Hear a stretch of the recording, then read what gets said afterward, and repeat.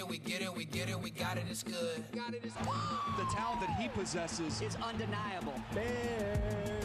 We get it, we get it, we get it, we got it, it's good. An offense that already had Keenan Allen and DJ Moore will have Rome Odunze. It's about to pop out. How about the improv? He's a magician. I tell you, top out. What a throw by Caleb Williams. These guys are going to make a ton of plays. I don't know if there's a bigger transformation than the one that's taking place in Chicago. Rome Odunze. It's about to pop out. Williams is going to take off for the end zone. Chicago now has hope. It's time for Rookie Watch, and it's presented by New Era. And it doesn't always mean you're going to get a win when you are a highly thought-of quarterback in your first career start. Number one overall picks to start week one of their rookie seasons, 3-14-1 since 1970. Quarterbacks 0-14-1 since one of our good friends and colleagues, David Carr, scored that win back in 2002. We were joking with him the other day, and it was like the numbers weren't great. He's like, the only number I care about is the W, and he is right about that. Bears quarterbacks, they have had the lowest passer rating of any team in the Super Bowl era. Caleb Williams expecting to change the football fortunes in Chicago. No one knows that better than our Stacey Dales, who's certainly geeked up for a big-time matchup as she's going to have a front row seat to what we can expect from the number one overall pick. Stacey, I feel like at the end of the day, there's a lot of conversations we have had about Caleb, but take me through the anticipation of seeing him out on the field. Preseason, he was great, but in week one, where it really counts. Yeah, it's really been unlike I've seen in my time covering the league, Yammer, in terms of the Chicago Bears and their travails at quarterback. And you mentioned some of the disparities. They're not expecting this with Caleb Williams. He's been everything that they anticipated and more. And they've held nothing back. I think the greatest gift for Caleb Williams is the fact that the Chicago Bears from day one put that defense in front of them. And everybody's anticipating Chicago and Matt Eberflus to have a top 5 defense. Well, Caleb Williams has seen that every day since he took over this offseason. So that has helped his preparation. They've also loved his preparation with offensive coordinator Shane Waldron. Obviously, he's new to this staff, and he's done a really interesting job in terms of how he's taught the playbook gradually and incrementally, insofar that it's enabled Caleb Williams to have the kind of season that they expect him to have here for the Chicago Bears. Stacey, we see all the weapons that they brought in. You add a Keenan Allen. You talked about Rome Odunze. They have DeAndre Swift. But my whole thing, and we heard Caleb talk about this in the preseason, was getting in and out of plays, getting into the right play call at the line of scrimmage. In preseason, he saw vanilla defenses. And now he's facing a Titans defense where you've got a bunch of veteran players on one-year kind of prove-it deals where there's going to be a lot of unknowns. What's kind of the thinking about his ability to adjust in situations like this, especially as the game goes along, and he's probably going to see a lot of right before the snap, different looks? Yeah, and I would say that, Steve Weich, and also that, the fact that there isn't a whole lot of pro tape the Titans have been able to look at in terms of Caleb Williams. In the limited snaps that he's gotten through the preseason, I'm pretty sure they're looking at that Cincinnati Bengals game because of the 3-4 base defense. This is a similar defense to what Tennessee does. We know Denard Wilson, who's the new defensive coordinator, is extremely aggressive. And as Kenneth Murray told me from the linebacker group, guys, it's going to be a bit of a guessing game because of the unknowns with Caleb in this offense in the early going. But if you're Caleb Williams, his objective is to get the ball out quickly and make the simple play. I think that's been the biggest stress point for him in preparation this week. Use that first read, maybe the second read, but because of all those playmakers that you alluded to, Steve, he's got a lot of areas that he can go on the field where there's going to be a simple play. And so that's been the biggest, I would say, stress point for him mentally entering this game. Stacey, it's always good to get your insight. I know as we were watching these preseason games, we kept saying, hey, let's not raise those expectations. Next thing I know, we do another show and we're comping them to Patrick Mahomes. So I don't know exactly where the expectation level is going to sit. He was the first overall pick. There's a little bit of that as well, and he did give us some of that magic. And Stacey, you're going to have a front row seat for it all. Always appreciate your insight. This is the Death Star. The atmosphere tonight is electric. Ooh, Joe, take a look at that. Joe Burrow heading toward the locker room and never returns. I miss football, that's for sure. You know what time it is? You know what time it is. It's time to get your lightsaber out. And you can be mad, but you can't stop me, because I be coming with the force like a Jedi. Come on. Joe Burrow is the young Jedi. It's amazing how he sees the field. The Rebel Force just got a pass from the Jedi Knight. I'm confident in the work that I've put in. It's that Jedi mind trick. Pulls a Yoda-like moment. I'll be able to go out and do what I need to do. May the force be with you. Fans in Cincinnati have been waiting for this, to see this dude out on the football field. And I know they're still trying to work out some of the contract numbers with Jamar Chase, but they do know that Joe Burrow is healthy. And the expectation is for this team to get back to an AFC Championship game and maybe even to a Super Bowl. That streak of back-to-back got snapped when Joe Burrow missed 7 games because of the wrist injury. Bridget Condon is there for a big matchup. Bengals matching up against the Patriots. Bridget, break this down for me. Let's start with Jamar Chase. Ian gave us some of the news earlier in the show, but let's reset it. What's a realistic expectation for not only Chase, but the other wide receiver in T. Higgins? T. Higgins will not be playing out here, Mike. He is inactive. Jamar Chase, though, is active. I watched him go through his typical warm-up. He was throwing the tennis ball. He was catching deep balls from Joe Burrow. He even walked over to some fans after warming up and spent about 5 minutes signing autographs, which is something he doesn't typically do. Chase did say on Friday if he were to play, which he's going to, he expects to be on a snap count. So keep in mind that he might not be playing his typical full workload. So who else should players be paying attention to? Well, a guy, Andre Yoshibosh, Yoshi for short, they call him. He's a guy that I'm told had an incredible camp. He's someone who has taken the place of Tyler Boyd, who's no longer on the team. He'll be in the slot, and Trenton Irwin will be out wide for this team. But it's going to be really interesting. Joe Burrow is without 3 of his top 4 receivers from last season. T. Higgins, you have the running back, Joe Mixon, who's no longer on the team, and like I said, Tyler Boyd. But look, Joe Burrow says he feels the best that he's felt heading into this season since week 1 of his rookie year. Of course, he was dealing with that wrist injury, missed the final 7 weeks of last season, but cornerback Mike Hilton is telling me, hey, I know some people think that Joe's arm might be a little slow after that injury, but he thinks it's got a little more zip on it, guys.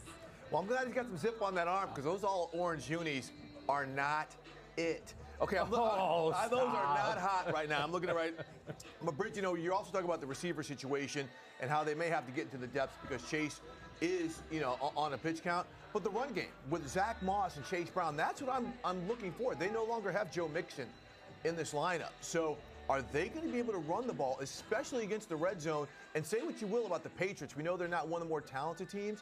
They have a pretty good defensive front up here. But we're looking at Zach Moss last year with the Colts. He was a big surprise and almost helped them get to the playoffs because he was finally healthy. I think this is a player we should be looking for, maybe more than anybody other than Burrow when it comes to this Bengals offense. Get the black jerseys, man. Those all orange are not really hitting right now. Look, Bridget, I don't want to put you on the spot, but I think me and you should chip in. Christmas gift for Steve. It's going to be the Joe Burrow all orange. Those are not hot, man. Mike, I couldn't hear you. One more time. Well, the joke is now over, but I'm going to shoot you a text when this show is done, and we'll try. It's week 1. Hey, we're still okay. We're still getting used to everything, right? No. Look, this is my first run on Game Day Preview as well, so I'm with you 100%. Bridget, seriously, great stuff and good context on what we can expect from this team's offense, especially with Joe Burrow and the wide receivers, and enjoy the game. And today. the orange unis. And the orange unis. Not it. Thank you. They are not hot. We are going to get you those. Before we came on air today, there was a serious situation down in South Beach. Tyreek Hill detained by police, but as you can see, he will be playing today.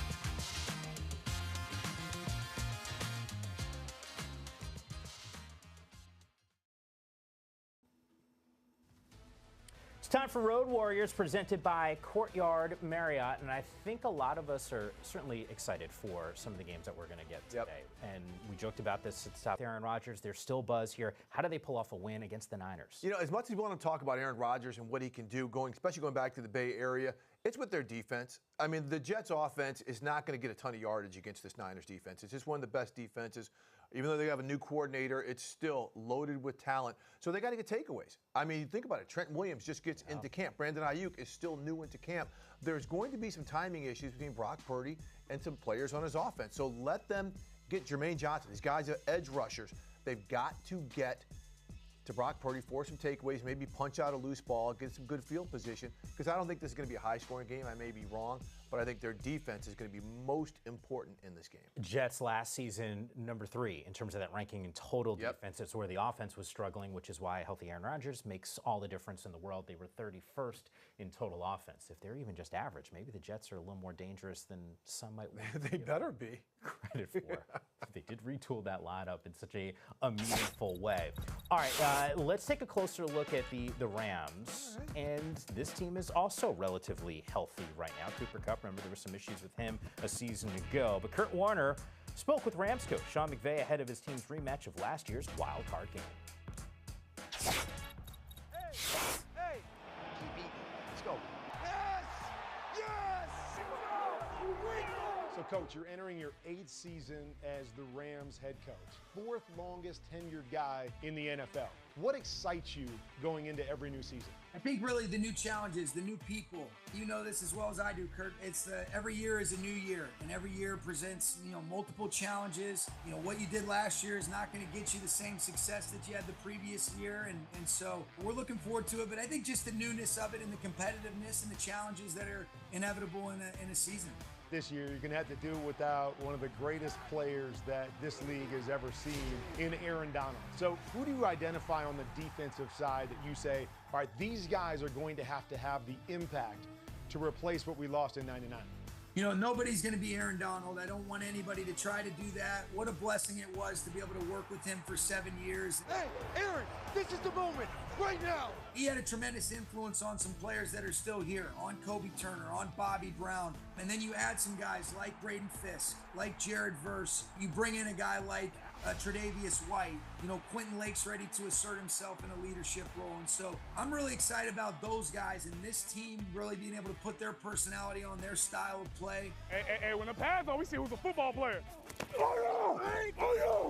And I want guys to be themselves, not try to be anybody else, but they sure saw a great example of somebody that modeled the way, and that's the best way to demonstrate authentic leadership. Stafford from the pocket. He deals down the seam. It's caught. Touchdown, LA! You definitely have impact players on offense, starting with your quarterback in Matthew Stafford. I don't think he's often enough mentioned as one of the best quarterbacks in the league. Do you believe that he gets the respect that he deserves? No, I don't think so. I'm right there with you. The way he plays the position, how quick his brain works, his ability to be able to activate all parts of the field with his arm. I thought he really did a good job of being able to extend plays with his legs, too. I jokingly say, he's been playing tennis. He looks like Alcaraz navigating the court. We always say those who know.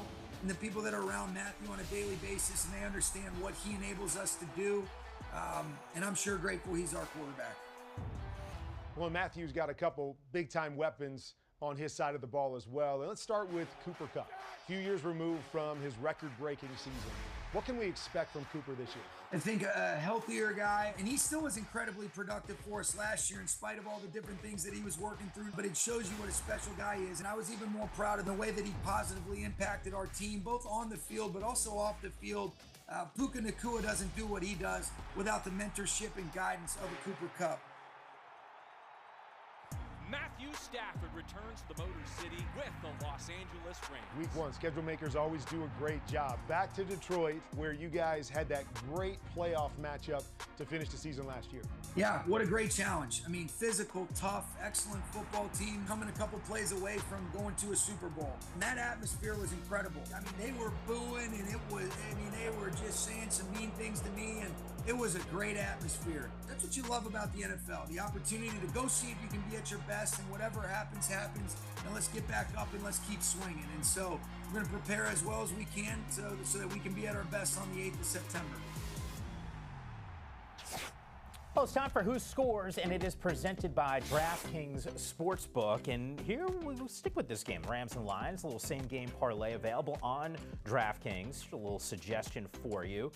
For context here, Jared Goff had at least 250 passing yards in 11 of 17 games a season ago. It feels like this is relatively reasonable. But is there someone, Steve, that you're thinking of that might figure out a way to find his way into the end zone? Yeah, Lions running back David Montgomery. Remember, this is a guy who had 13 rushing touchdowns last year. He's got this great offensive line, four of the five who just got paid this offseason. Plus, they use a lot of too tight.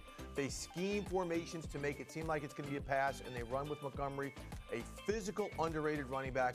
I think he's a guy who can get into the end zone today. I actually like that call in a big way. This is going to be a big-time matchup. We have more on the Rams and the Lions coming up in just a little bit here on Game Day Preview. Before we got out here, we get to watch some of the videos of what's coming in from a social media perspective. Yeah. There was, a rookie wide receiver that was catching your attention. I like that. Yeah. Marvin Harrison. This is, he's juggling, yes, but this is hand-eye coordination. You see a lot of receivers do this, and so he's just getting ready to catch a few balls today. We haven't touched that, which is sort of surprising to me, maybe the Cardinals in general, but also the Bills so far in this show. If you had to pick a guy playing in this matchup that you like to also score. I'm not touching on the Bills either. I'm going to continue that trend. I'm going with Arizona tight end Trey McBride, and I think because of Marvin Harrison, the guy we saw juggling those tennis balls, it's going to take some attention away from the middle of the field where Kyler Murray in Arizona likes to go. Now, McBride only had 3 touchdowns last season, but I think the fact that Kyler Murray's going to be scrambling a lot today to get away from some of those pass rushers, McBride's a guy in scramble drills, super athletic, who's going to be able to get into the end zone. I think Kyler Murray's going to have a big year, and McBride's going to be one reason why. So I've been kind of not giving too many takes on and saying how high I am on Arizona, maybe higher than most, just because of Kyler Murray. I think people have forgotten about him. Now I'm willing to say it because you said it to me, and I was like, I don't want to be on an island in a big way. But nonetheless, it'll be interesting to see if McBride is able to find the end zone. DraftKings Sportsbook is the #1 place to bet touchdowns this season. And during Week 1, new customers can bet $5 and pocket $250 in bonus bets instantly and get 1 month of NFL Plus Premium. Download the app and use the promo code GAME when you sign up. DraftKings Sportsbook, the crown is yours. Who's playing? Who's not playing? Always a topic of conversation on Sundays. Turns out this dude is getting the start for Pittsburgh. That is Justin Fields. Ian Rappaport's got the whole story coming up next.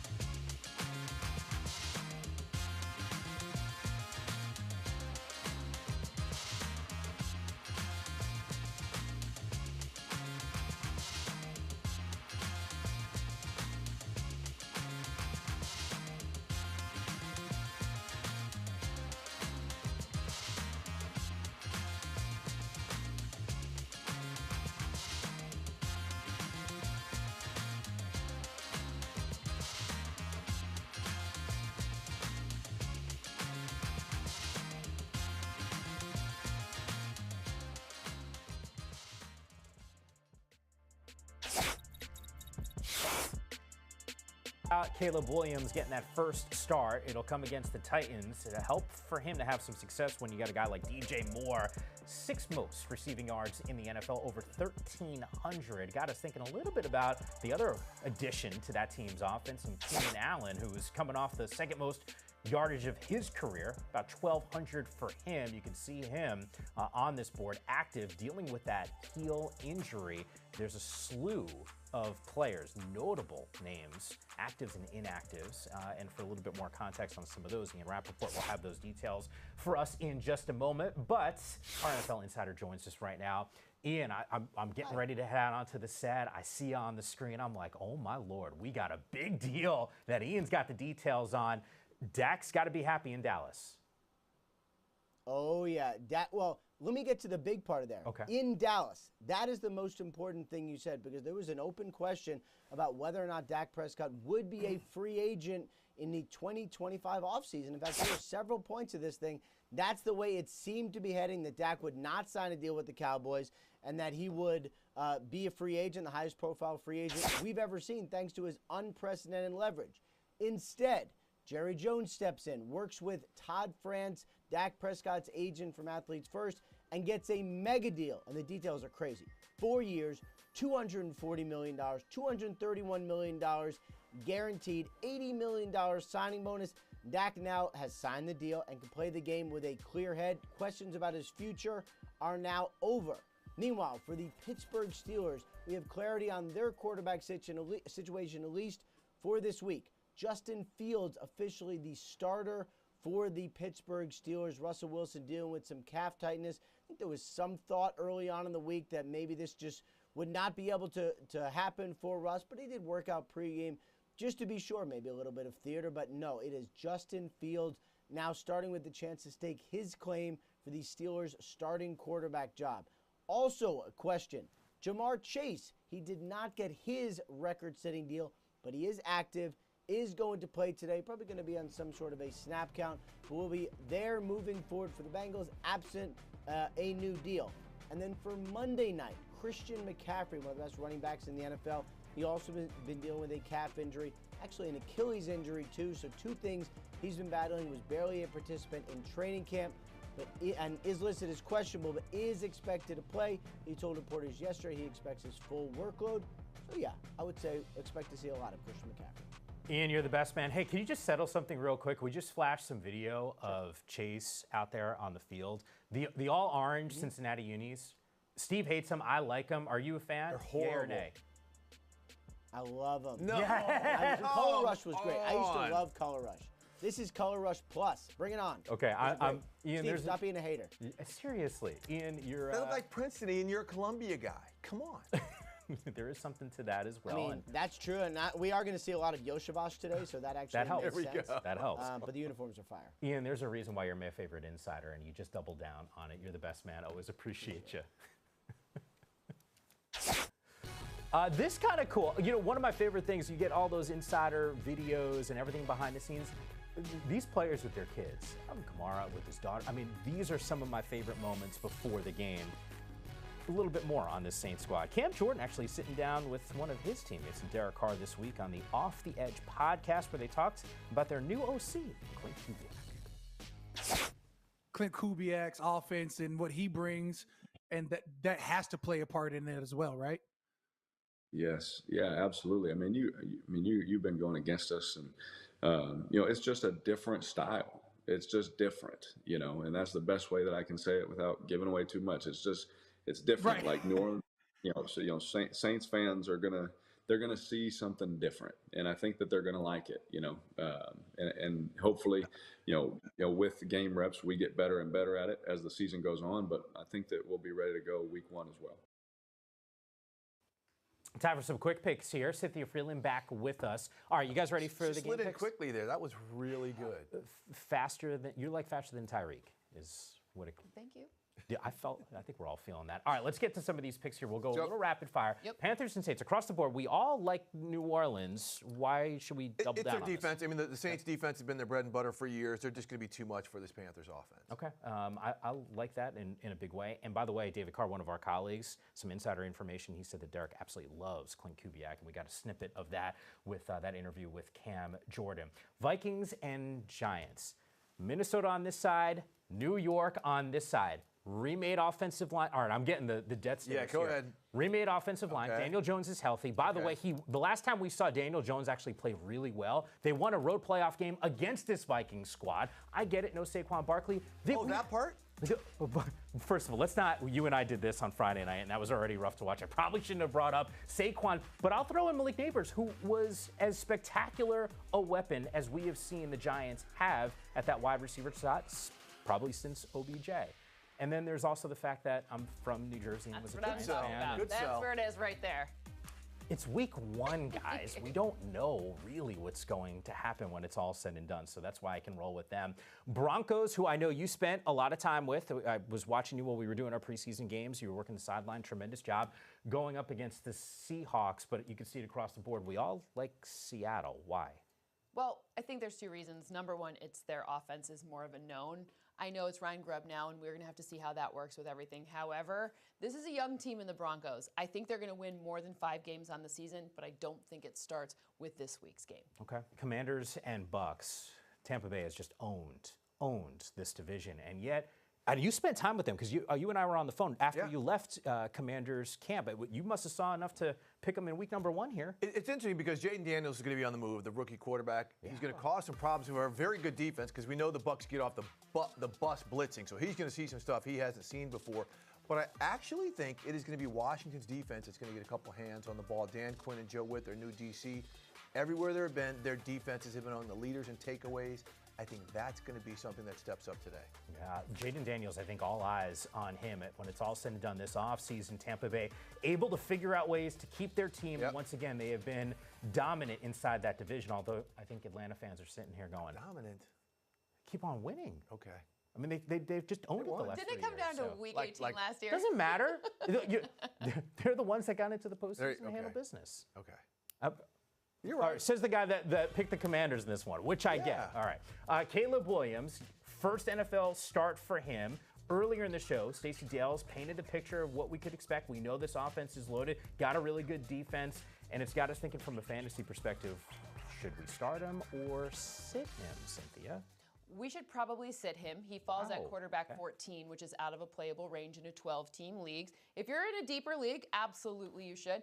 But I will say that of the past 18 rookies to start, they went 3, 14, and 1. It's going to be 4, 14, and 1 because I do think he wins the game. So happiness for Bears fans, but put the brakes there on your fantasy team. All right, we're going through some of these rookies here. He just loved up Jaden Daniels. We start in our sitting.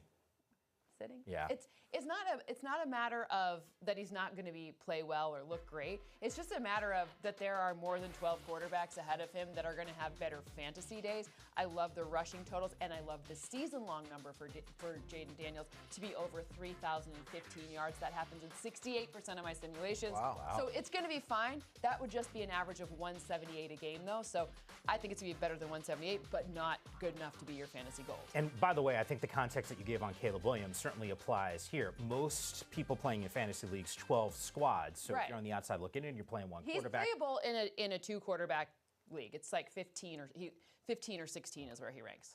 Bo Nix, I'm assuming if you're sitting the other 2 guys, you got to sit him, right? Yeah. Against this defense? But I also think the number for him on the season is 3,025 yards.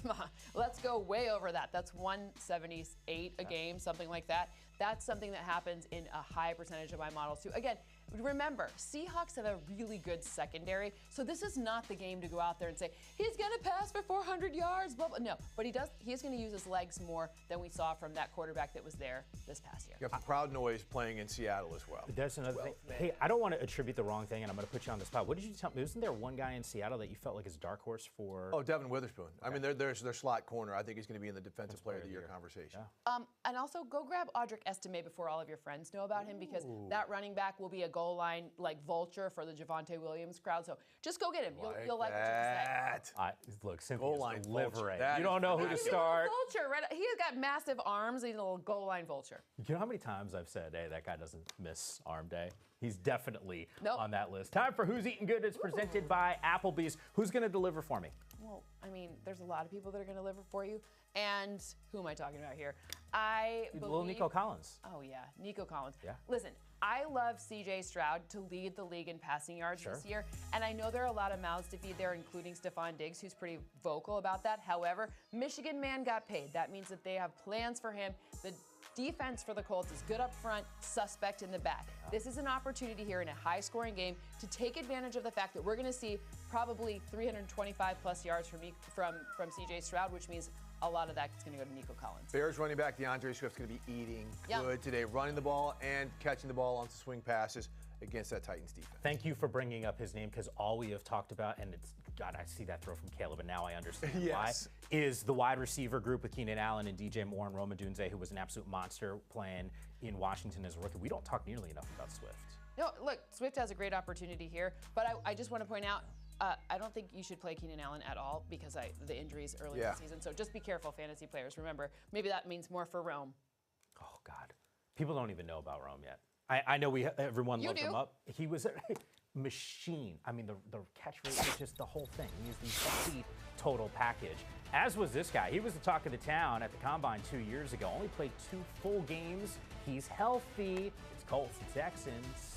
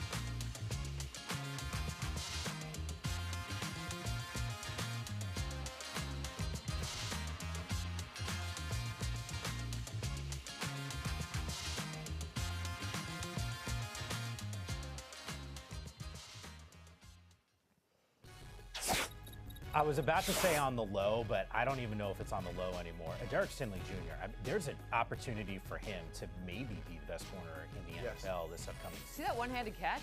Maybe they could use him on offense, too. You know, two-way players, that's a new thing. They don't have enough weapons. I'm worried about them. It's wild to see what this guy can do on the football field. We saw a little bit and him flash in a big way in the preseason. Time for some burning questions. Speaking of the Texans, sophomore campaign that we're looking more forward to Is it Anthony Richardson or is it C.J. Stroud, who is an absolute monster, as your offensive rookie of the year? Well, because of that, I'm going to say it's Anthony Richardson. We just don't know what he is. So we're wanting to see if he's somebody who can get the Colts to the playoffs when they were on the brink last year without him. But we know he's an extreme talent. We just don't know. So I'm looking more forward to seeing him because C.J. Stroud is one of the best 5 or 6 quarterbacks in the NFL. I'm with you on Anthony Richardson, but I'll take the Stroud angle because this guy's in the hunt here, not just for being like, a great follow-up season to Offensive Rookie of the Year, but he's in the MVP consideration. This is a dark horse Super Bowl team, so I would say that that's like the definition of excitement. Like you're talking maybe ending up in New Orleans. Very exciting. Kendrick Lamar.